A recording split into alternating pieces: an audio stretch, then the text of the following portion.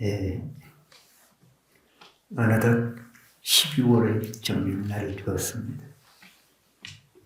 그간 매달 멀리 오셔서 특별한 시간을 가진 것에 대해서 진심으로 경의를 표합니다. 화두는 어떤 순간에도 냉정하고 철저해야 됩니다. 진심으로 하고 간절하게 해야 된다는 것을 잘 아셨을 겁니다. 그 한 분 한 분이 막 자신을 바치듯이, 자신을 던지듯이 애쓰고 노력해서 자신의 일대사를 성취할 수 있는 좋은 그런 계기로 만들어 가시기 바랍니다. 오늘은 지난달 이어서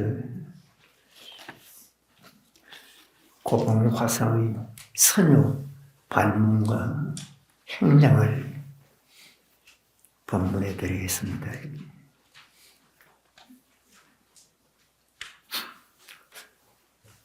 지난 시간에 선유 발문을 하다가 말았는데, 발문이란 꼬리말이다 하겠어요. 마지막 매듭을 짓는 그런 걸 발문이다 합니다.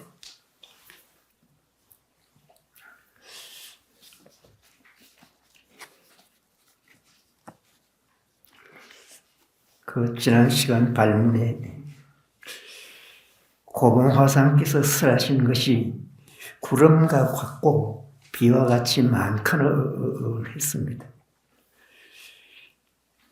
여기 구름과 같은 것은 우리나라는 구름도 많고 비가 많지만 이 선유를 쓴 그 중국에는 몽고지방이 그 가까운 지방에는 아주 더운 곳이 늘 햇빛이 쨍쨍하는 곳입니다. 그래서 구름이 아주 거리운 그런 지방이 그 구름과 같고 비와 같이 많거늘 했습니다. 비가 오면 만물이 생기가 나고 파릇파릇해요. 그래서 사는 기분과 보람을 느끼는 것이 바로 비다 할 수 있습니다. 그런 구름과 같이 좀 더위를 식혀주고 비와 같이 생기가 많거늘 지경 홍군이 그 중에서 기방과 비주를 모아 했습니다. 지방 홍군은 초산님이 선유를 편찬하신 분입니다. 기방, 기하고 신통한 내용과 비주, 비밀스러운 요지를 말합니다. 지금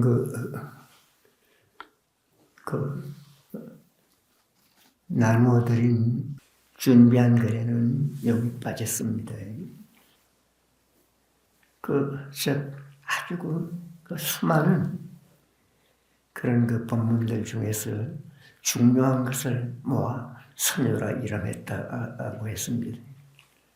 그것을 영중사 스님이 잇따라 판해색에서 널리 전했다고 합니다.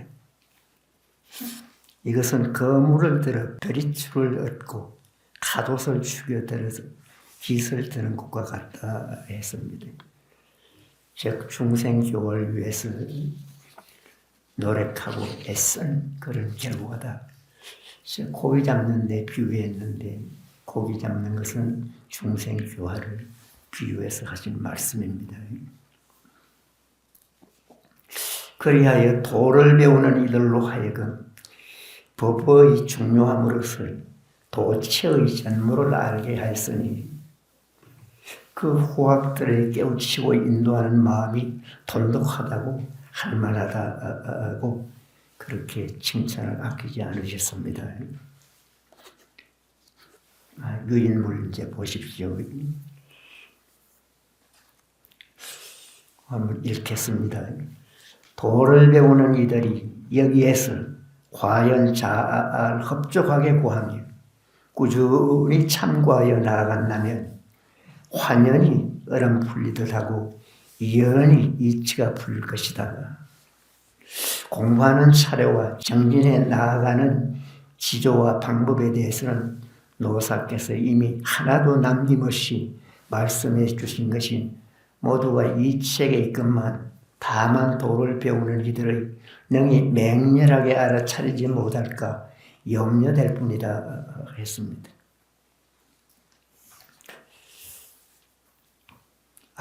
편작의 처방 가운데 신령스러운 약이 갖추어 있으니 그것을 신단이라 하고 혹은 무산이라고 한다. 죽은 이를 소생시켜 일어나게 하는 효능이 찰나 사이에 있다.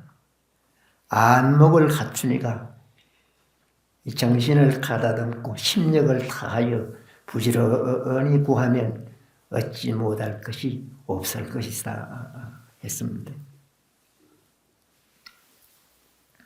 도를 배우는 이들이 여기에서 과연 흡족하게 잘 구하며 꾸준히 참고하여 공부하여 간다면 그 의혹이 풀려서 얼음 녹듯해서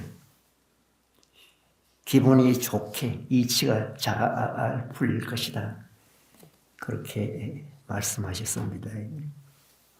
그런가 하면 공부하는 차례와 정진해 나아가는 그 의지와 방법에 대해서는 노사 고공선사께서 이미 하나도 남김없이 말씀해 주신 것이 모두가 이 책에 있건만 도를 배우는 이들이 맹렬하게 되는 즉 분명하게 확실하게 그런 뜻이 되겠습니다. 알아차지 못할까 염려할 뿐이다 했습니다. 그러면서 이 고봉선사를 중국의 유명한 편작에 비유하는 말씀을 하셨습니다. 편작의 처방 가운데 신령스러운 약이 갖추어 있으니 그것을 신난이라 하고 혹은 무산이라고도 한다. 이 약은 신통하여 죽은 이를 소생시켜 일어나게 하는 효능이 찰나 사이에 있다고 했습니다. 여러분도 아시는 분은 아시겠지만 편작은 중국 역사상의 가장 전설적인 아주 유명한 의사리. 그는 그 일화에 보면 진찰도 안 하고 그 얼굴이나 몸매만 보고 또 음성만 듣고 어떤 경우는 변소 들어갔다가 나오는 그 표정만 보고 병자의 병을 알아서 아무리 어려운 그런 난치병이라도 신단 한 알만 먹으면 바로 낫고 그 처방하는 약이 어찌나 좋던지 귀신 신자를 붙여서 신난이라고 했다는 거예요. 그런가 하면 이런저런 정신병 환자 근심 걱정이 많은 그런 분은 무산이라는 그런 그 처방만 해도 우울한 사람에게 주는 즉 우울함이 없게 하는 이 산이라는 그 약을 처방만 해도 바로 남는 그런 그 대단한 의사 중의 의사다. 그렇게 중국 사람들은 당시에 믿고 의지했다고 합니다. 그분은 바로 죽은 사람을 소생시켜서 일어나게 하는 효능이 아주 찰나 사이에도 대단한 그런 인물이었다는 거예요. 그 유명한 편작의 고봉선사를 이제 비유했다는 거예요.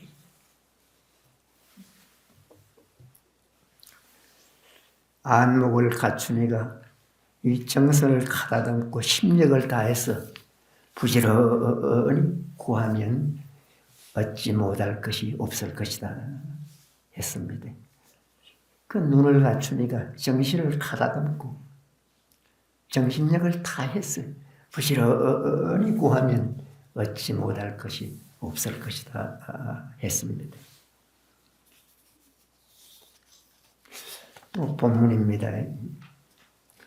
노사의 마음이 어찌 그대들을 속이겠는가 했습니다. 도를 배우는 이들이 함이라도 고령과 윤편의 말을 잘못 알고서 노사의 간절히 타이르시는 가르침을 저버리지 않으면 그 지공과 영중의 공이 헛되지 않게 될 것이며, 또한 이 어록을 보고서 발맥을 얻는 이들로 하여금 유독 전일 고봉스님 당시에만 아름다운 것이 되지는 않으리라고 했습니다.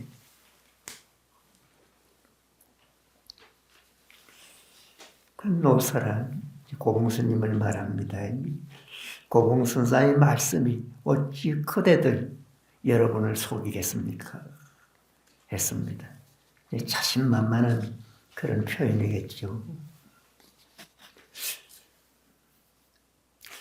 이 도를 배우는 이들이 행렬, 즉 혹여나 고령과 윤편의 말을 잘못 알고서 했습니다. 앞에서도 나온 말인데, 이 고령이란 고령 신천선사를 말이, 그 신천사의 일화를 말하는데, 경열람하는 것으로서 묵은 종이를 뚫는다고 했어요. 그는 뚫는다고 한 것을, 그 신천스님은 유명한 백장 회선사의 그 제자라고 해요. 스님은 경열기를 아주 좋아했다는 거리. 어느 겨울날 양지 쪽 창문 아래서 독경을 하고 있었다는 거예요. 벌이 한 마리 날라와서 창문을 나가려고 이리저리 막 부딪히고 구멍을 찾는 거예요. 그 제자가 은사의 그 책 있는 것을 못마땅하게 생각을 하는 분이 있었는데, 그 은사를 벌에 비유를 했어요. 벌이 아무리 창문을 나가려고 해도 빠져나갈 수 없는 것처럼 깨달음은 아무리 경을 읽어도 학문적인 업적은 쌓을 수 있어도 깨달을 수가 없고 참시 유고해야 된다는 것이래.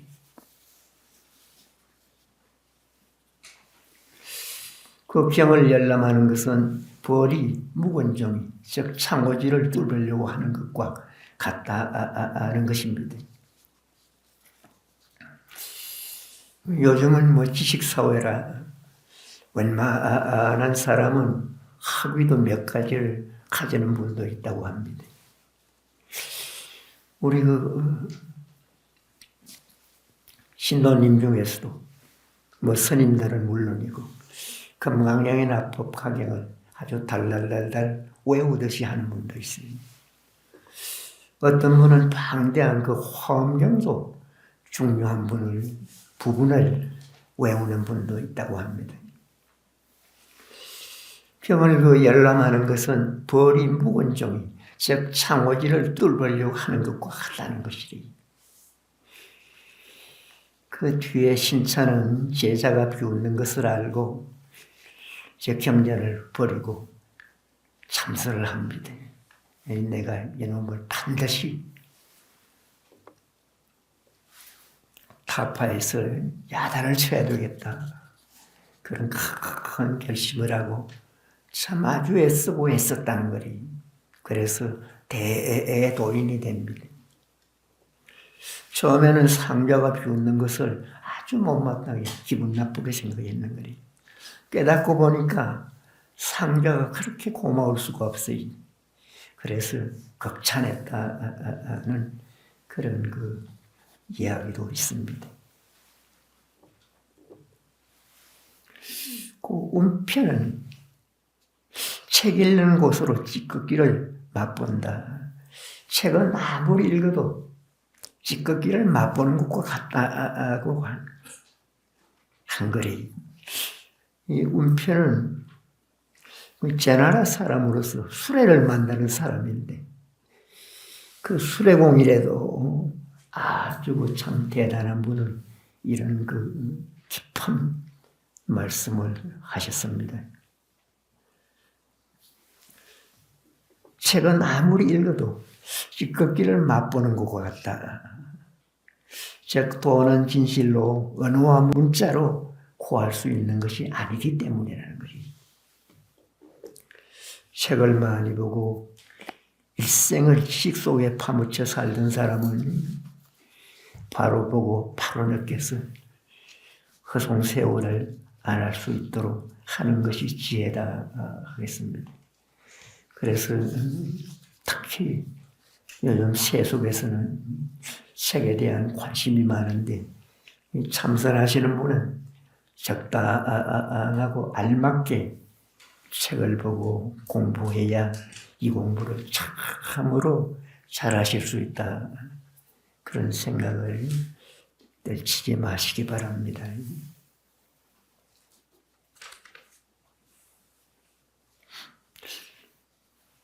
그 토를 배우는 이들이 혹시라도 고령과 운편의 말을 잘못 알지 않고 그 노사의 간절히 타이르신 가르침을 저버리지 않는다면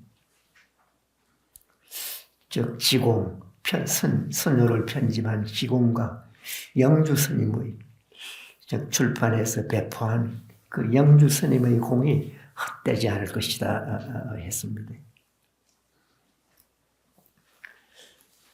또한 이 어록을 보고서 발명을 얻은 이들로 하여금 여기서 발명을 얻었다는 것은 깨달음을 얻어 마음을 밝혔다는 그런 것입니다. 이 일대사는 옛날 고봉스님 당시에만 그냥 아름다운 것이 아니라 만대에 빛나는 대사 중의 대사다. 그렇게 보셔도 좋을 것 같습니다. 이제 고봉스님 행장을 하겠습니다.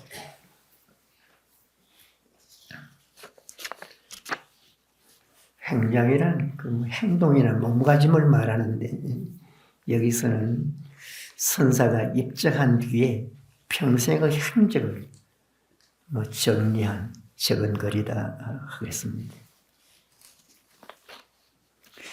고봉선사 이름은 원묘요. 법포는 고봉이며 오강 사람으로 오강은 중국 그 양자의 기루의 그 한 강입니다. 오강 사람으로 속성은 서시이다 했습니다. 어머니가 주신데 스님이 배를 타고 찾아와 투숙하는 꿈을 꾸고서 선사를 잉태하여 송나라 가희 무술 3월 23일 날 신시에 태어났다고 합니다. 겨우 부모의 품을 떠날 나이, 즉 7, 8세 된 나이에 가부좌하기를 좋아했다는 거지. 어쩌다가 그 집에 스님이 찾아오면 곧 스님을 사모해서 함께 종료하기를 원했다 했습니다. 내가 일치를 안 했군요. 15세에 이르러 부모에게 출가할 것을 간청했어요. 그 15살이. 그 15살이 뭘 알았겠습니까? 그런데 부모에게 출가할 것을 아주 간청했다는 거예요. 즉, 과거 전생부터 인연이 있었던 분이다. 그렇게 볼 수가 있겠습니다.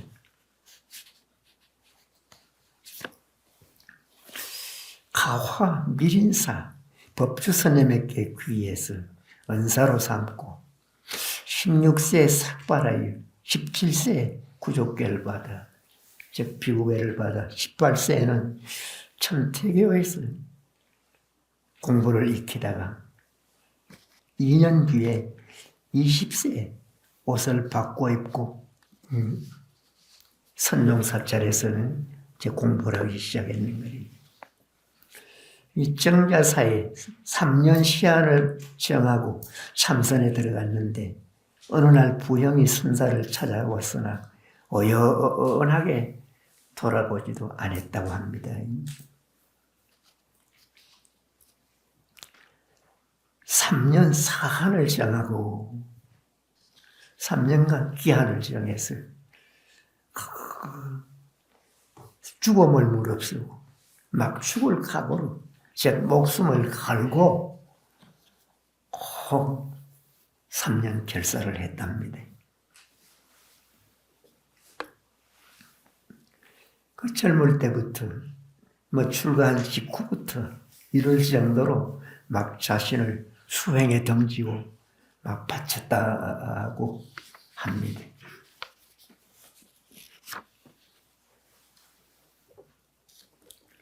또 본문입니다.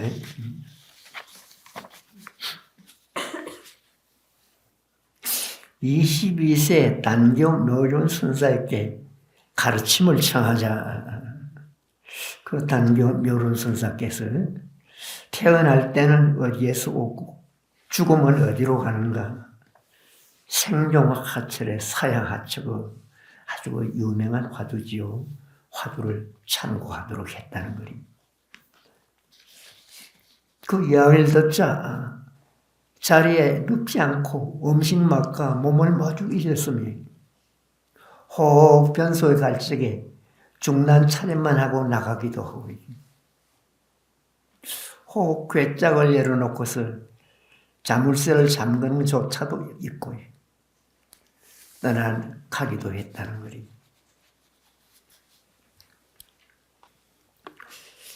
참 대단한 분이래.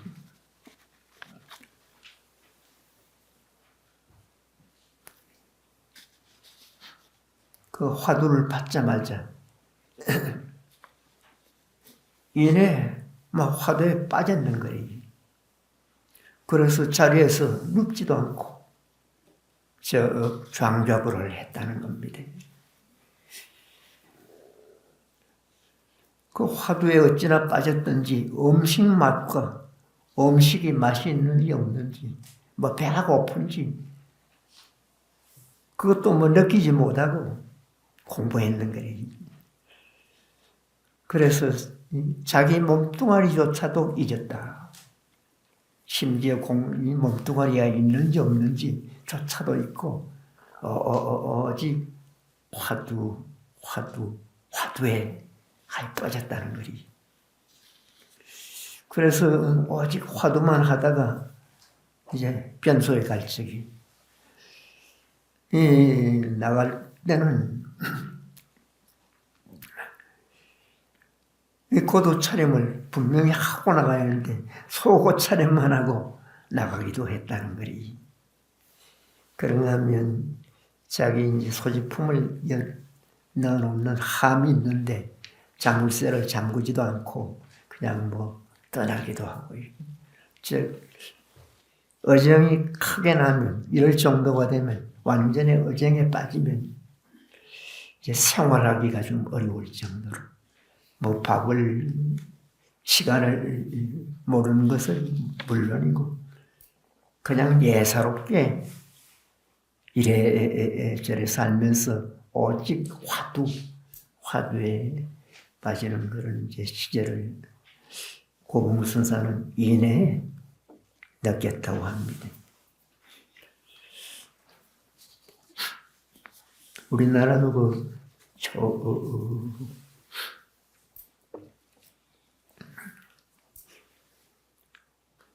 일제 때 해인사에 살던 어떤 스님은 아주 공부 잘한다는 그런 소문이 있었던 그런 선사인데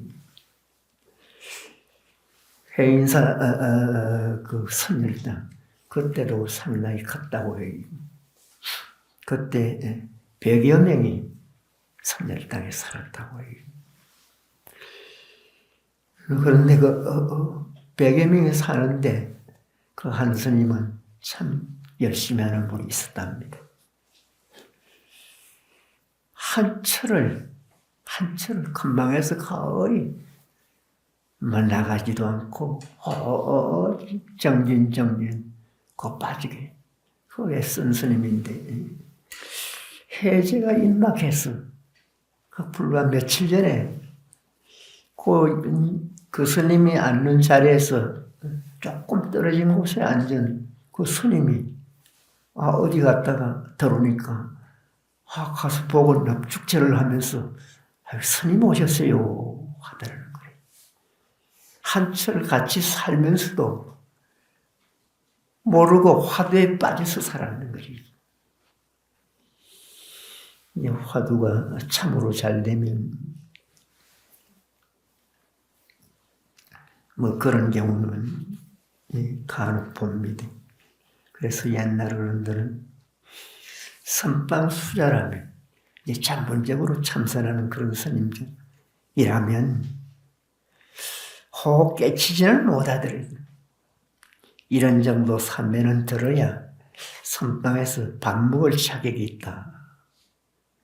그런 말을 예부터 해오고 있습니다.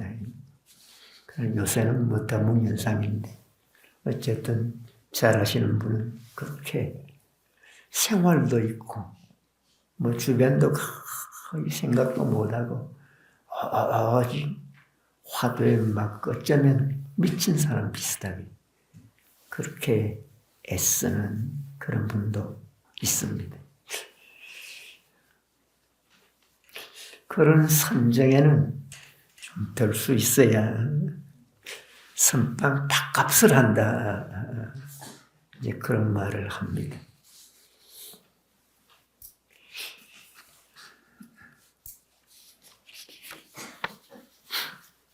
그렇게 애쓰고 노력해도 조금도 육신에 대해서 거의 생각지 않고 오직 공부에 막 자신을 바치고 던지듯이 노력하는 모습이 그 수자들의 진정한 모습이다. 그런 이야기도 선방에서는 흔히 했습니다. 근데 요새는 좀 많이 변해가는 그런 추세다 할 수가 있겠어요. 그렇게 열심히 하니 당시 함께 참선하던 도관 현이라는 스님이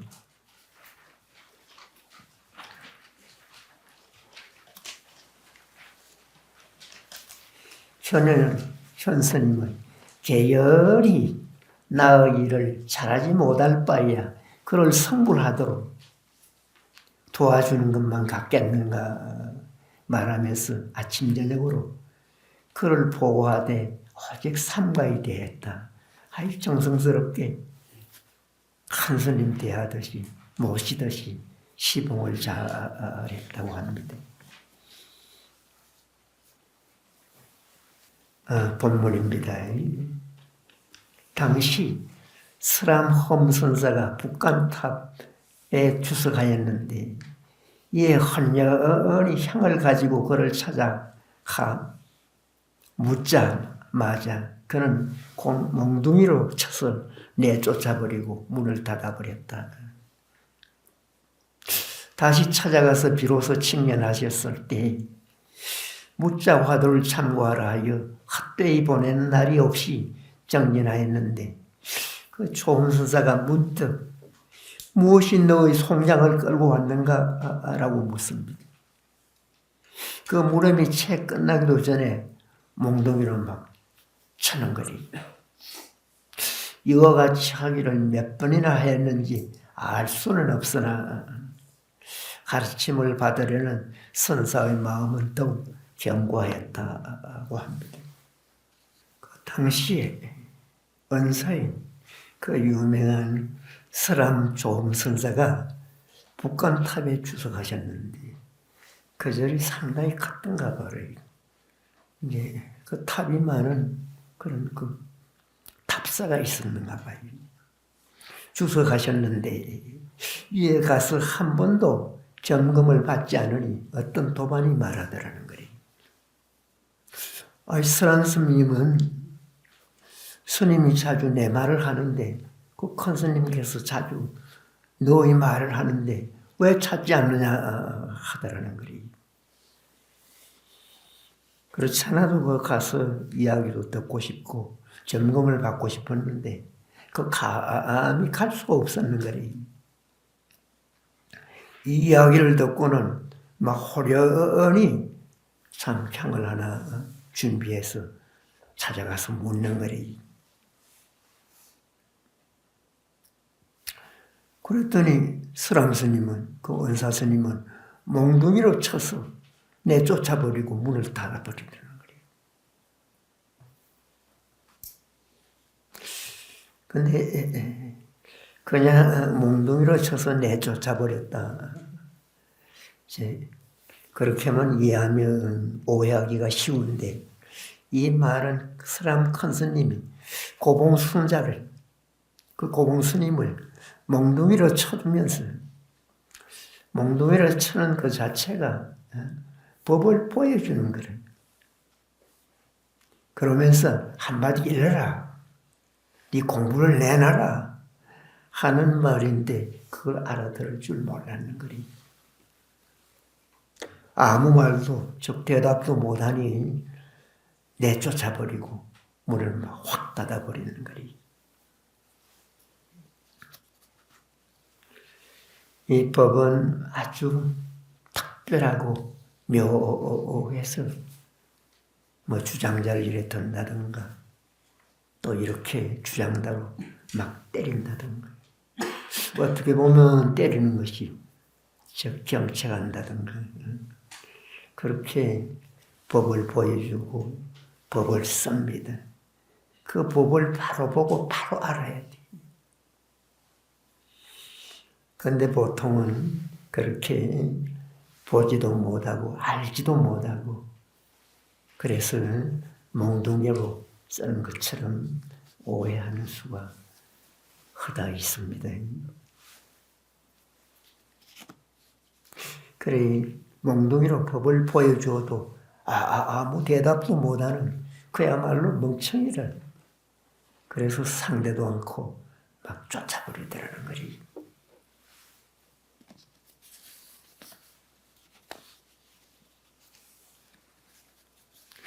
그 다음날 이제 다시 찾아가니까 비로소 이제 친절하게 됐다는 거지. 거기서 그 서라모화상이 즉 은사스님이 무자 화두를 또 주더라는 거지. 주면서 참고하라고 하더라는 거지. 그래서 너무 고맙고 감사해서 헛되게 보낸 날이 없이 뭐 열심히 정진했는 거지. 그러다가 이제 어쩌다가 만나면 문득 묻는 거래. 무엇이 너의 송장을 끌고 왔는가? 이 몸뚱아리는 참 우리 몸뚱아리 애지중지하고 특히 여성들은 이 몸을 위해서 얼마나 화장을 짓게 해. 예, 그런 몸뚱아리인데 그걸 언젠가는 만나야 될, 언젠가는 변해야 될 송장으로 바로 이제 경책을 하고 법문을 하는 수도 있습니다. 무엇이 너 이 송장을 끌고 왔는가? 그 몸뚱아리를 끌고 온 이 장본인이 뭐야 말이지? 라고 묻고 물음이 채 끝나기도 전에 말 않고 있으니까 몽둥이로 또 경청을 했다는 거지.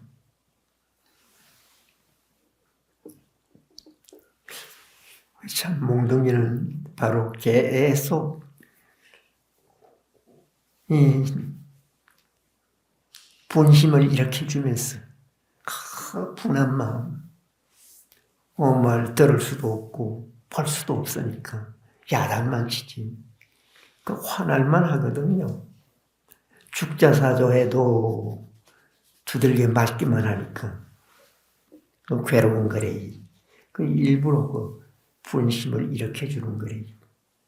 그래서 고봉화상이 화두의 3대 요건 중에 하나가 대분심, 크게 분심을 일으키라는 거리. 왜 나만 안 되느냐? 왜 나만 못하는 거지? 왜 나만 이러고 언제까지나 생사의 구덩이에서 헐떡거리고 있느냐. 막 분심을 일으키는 것도 큰 발심 중에 하나다. 그렇게 법문하셨습니다. 여기도 바로 그런 이제 분함과 분심, 고공스님만 못하는 그런 분심을 유발시키는 거예요. 그래서 공부를 잘하도록 유도하고 있습니다.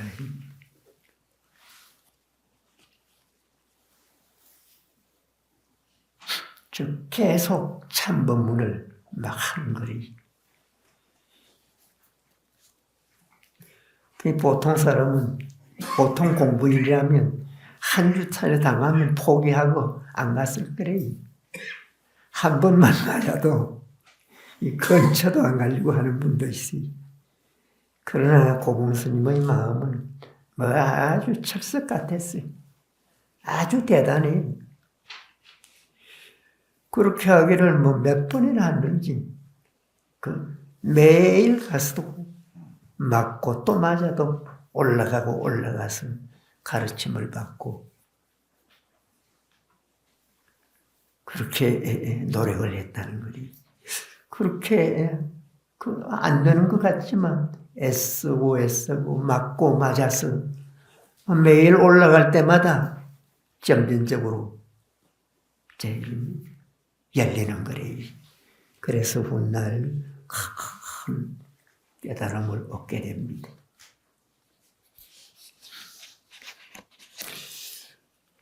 이런 모습, 굴하지 않고 막 괴로움도 참고 아직 이 공부 하나를 위해서 애쓰고 노력하는 그런 모습이 극태의 고봉서자 같은 역사적인 큰 인물의 그런 발심자의 그 모습이다 할 수가 있겠습니다. 여러분께서도 이런 말씀들을 잘 이해해서 공부 잘할 수 있는 그런 지혜를 특별하게 일으키시기 바랍니다.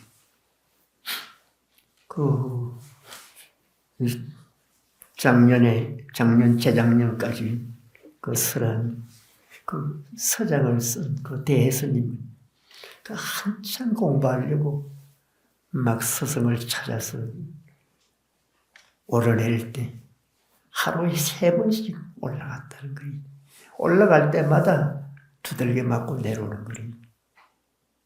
그래도 막 더 애쓰고 더 애써서 드디어 깨쳐서 그야말로 대스님의 본바탕이 드러났다는 그런 이야기를 해드렸을 거예요.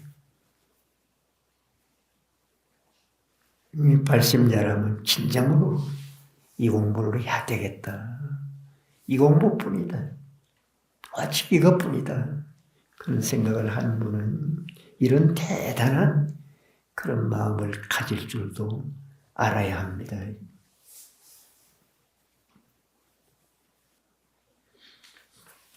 그래서 지도자에게 안법사에게 한두 번 꾸중 듣고 포기할 정도면 하니 흉내내기조차도 어렵다. 그런 말씀도 옛 어른들은 하신 분도 있습니다. 이 조홍선사가 본문입니다. 남명사로 옮겨가서 선사는 곧 쌍경사로 올라가 선당에 참여한 지 보름 만에 우연히 꿈속에서 단겨 모르는 선사께 들었던 마음법이 하나로 돌아가니 하나는 어디로 돌아가는가? 그 유명한 만법 귀일 일귀하차라는 그 화두가 문득 생각이 났어. 그 의심덩어리가 진정한 의심이 단박에 일어났다는 거리. 그로부터 3일 동안 밤낮으로 눈을 붙이지 않았는데 오직 저 화두가 순인하게 들려서 뭐 화두에 계속 3일간 빠져 있었는 거리. 그렇게 밤낮으로 눈을 붙이지 않았는데 어느 날 소림길에 이 소림이란 그 달마대사께서 공부했던 소림사를 말합니다. 소림길은 달마대사가 돌아간 날을 말이. 소림길에 대중스님 따라서 삼탑에 나아가 풍경할 점에 그 이제 달마 큰 스님 그 제라고 가서 독경을 해드렸던가 봐요. 독경할 점에 머리를 들어 문득 그 유명한 오조 법연선사라고 이제 화두 법문을 잘하신 그 유명한 선사가 있습니다. 그 선사 그 영정을 모셔놨는데 영정 찬에 영정에 보면 보통 찬을 붙여놔요. 그 찬에 100년 3만 6천일을 반복하는 것이 원래 이놈이다. 나는 그 구절을 보고서 막 갑자기 이 죽은 송장을 끌고 다니는 것이 무엇이라는 화두의 의심을 막 바로 타파해 버리는 거예요. 그때 선사의 나이가 24살이었다고 합니다. 그런데 그 당시에는 이제 타파했다고 그렇게 이제 느꼈는데 나중에 한 깨달음은 못 되고 아니 뭐 초견성이다 하는데 이제 견처를 보았답니다. 어쨌든 24살에 그 견처를 보았어요. 이 화두는 안 될 때는 아주 안 된 그런 화두라도 깊게 수행을 하다가 보면 그 인연 있는 화두는 어떤 분은 몇 년 후 아니면 몇십 년 후에도 우연히 의심이 아주 크게 일어났어요. 한때 그 괴로웠던 화두가 큰 공부가 됐다는 그런 그 분도 있습니다. 그래서 여러분이 정전하다가 정전에 좀 깊게 빠졌어요. 깊게 빠졌어요. 이 화두가 자면서도 상승한 그런 정도까지는 되면 좋은 인을 만나기가 쉽다는 이제 그런 말을 흔히들 합니다.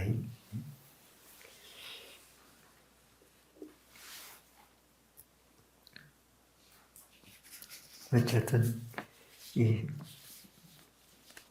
24살에 그렇게 견처를 보았다는 이런 이야기를 여러분께서는 그냥 예사롭게 듣지 마시고 심각하게 자신을 점검하고 발심할 수 있는 그런 좋은 계기로 삼으면 좋을 것입니다.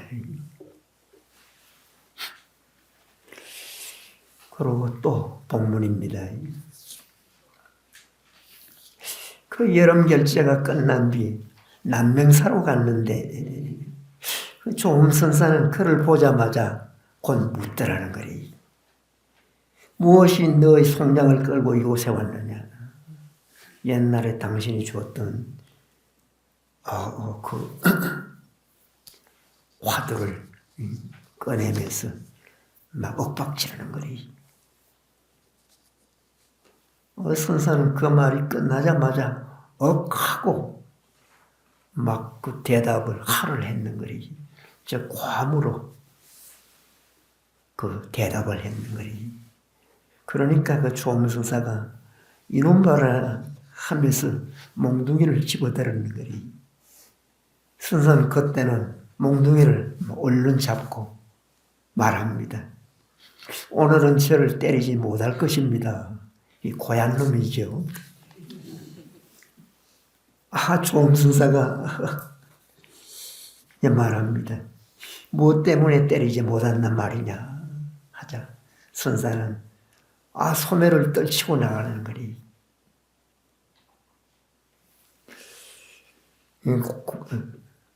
조음 선사한테는 아주 좀 기분 나쁜 그런 그 처신이죠. 그 이튿날 조음 선사가 다시 물었습니다. 그러면 마음법이 하나로 돌아가니 하나는 어디로 돌아가는가? 진짜 그날 그 간파를 했어요. 아, 이놈이 견체가 좀 달라졌구나. 그래 생각했던 것 같아요. 그래서 또 다른 화두를 제시하면서 묻습니다. 그러니까 개가 뜨거운 가마솥을 핥습니다. 좀 깊은 대답이죠. 예사롭게 보지 마십시오. 그러니까 너는 어디에서 이 헛된 것을 배웠느냐 하니까 이 선사께서 의심할 만합니다 하는 거리. 저도 이제 고봉스님도 견처가 생겼으니까 저 봤으니까 할 말 다 하고 행동까지 다 했다는 그런 본문입니다. 여러분 오늘 오시느라고 수고가 많았었는데 좀 피로하시고 좀 괴롭더라도 또 하룻밤 밤새미를 용맹정진으로 좀 잘하시기 바랍니다. 지금은 그 한 분 한 분이 어쩌면 하루하루가 하루전이가 있고 용맹정진이 때로는 잘 안 되고 뭐 별것 아니게 느껴지고 좀 어려운 것 같은 그런 느낌이 드는 분도 혹 있을지 몰라도 그 한 분 한 분 예사로운 것이 아니죠. 여러분의 그 훗날 생사까지도 초탈할 수 있는 그런 대단한 그런 그 하룻밤이 될 수가 있습니다. 정진을 잘해서 여러분이 참선하는 참선자다. 내가 불자다. 내일 아침에는 좀 당당하게 일어설 수가 있고 내일 차 타고 가시면서 좀 큰 소리가 나올 정도로 좀 견체가 변해서 죽수사 밥값을 잘 하시고 가 있어. 수고하셨습니다.